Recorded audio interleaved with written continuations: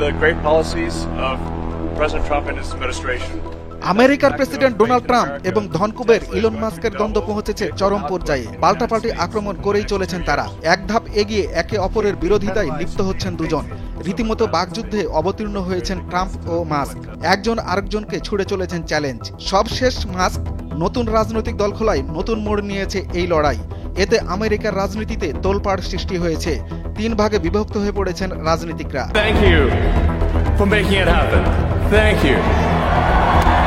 সম্প্রতি নতুন রাজনৈতিক দল খোলার ঘোষণা দেন মাস্ক। নিজের দলের নাম দিয়েছেন আমেরিকা পার্টি। এ নিয়ে নিজের মালিকানাধীন সোশ্যাল মিডিয়া এক্সে তিনি লেখেন, আপনারা নতুন রাজনৈতিক দল চেয়েছিলেন, এবার তা পেয়েও গেলেন। অপচয় ও দুর্নীতির ভারে দেউলিয়া হওয়ার পথে আমেরিকা। এদেশে এখন গণতন্ত্র নেই। এরই মধ্যে মার্কিন মুলুকে একদলীয় শাসন ব্যবস্থা কায়েম হয়েছে। আপনাদের স্বাধীনতা ফিরিয়ে দিতেই আমেরিকা পার্টি গঠিত হলো। এরপর থেকেই মার্কিন নাগরিকদের স্বতঃস্ফূর্ত সমর্থন পাচ্ছেন মাস্ক। তার রাজনৈতিক দলের পালে লেগেছে সুবাতাস। বিশ্ববাসীর নজরও কাটতে সক্ষম হয়েছেন তিনি। কিন্তু বিষয়টি মোটেও ভালোভাবে নেননি ট্রাম্প। মাস্ক ও তার আমেরিকা পার্টির সমালোচনায় সরব হয়েছেন তিনি।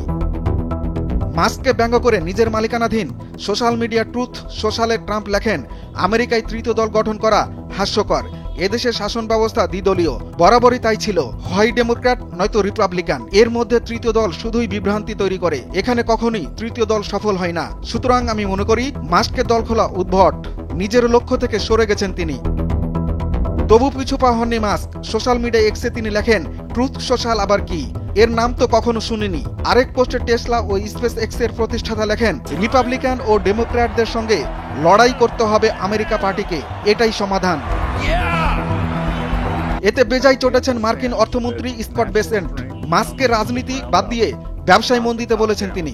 বেসেন্ট বলেন, রাজনীতি নয়, বরং নিজের কোম্পানিগুলো পরিচালনায় মনোযোগ দেওয়া উচিত মাস্কের। এতেই তার মঙ্গল। কারণ 2 শতাব্দী ধরে আমেরিকার রাজনীতিতে আধিপত্য ধরে রেখেছে ডেমোক্র্যাট ও রিপাবলিকান। সবশেষ আমেরিকার জাতীয় নির্বাচনে রিপাবলিকান প্রার্থী ট্রাম্পকে প্রেসিডেন্ট করতে পানির মতো মিলিয়ন মিলিয়ন ডলার খরচ করেন মাস্ক। জয়লাভের পর প্রতিদানও দেন ট্রাম্প। মাস্ককে মার্কিন সরকারের গুরুত্বপূর্ণ দায়িত্ব দেন তিনি।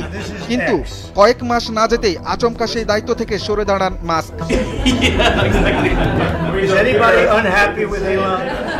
পরে প্রকাশ্যে ট্রাম্প সরকারের নানা সিদ্ধান্তের সমালোচনা করেন তিনি। তাদের বন্ধুত্বের ফাটলে শেষ পেরেক ঠুকে দেয় বিগ বিউটিফুল আইন। এর আওতায় সরকারি ব্যয় বৃদ্ধি ও কর ছাড়ের মতো বহু সিদ্ধান্তের কথা জানায় ট্রাম্প প্রশাসন।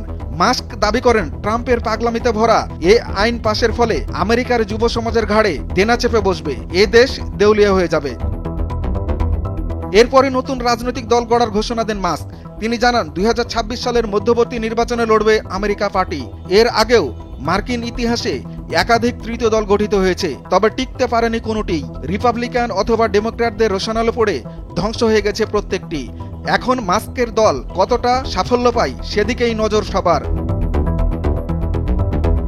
দুরুল হক, ভোরের কাগজ।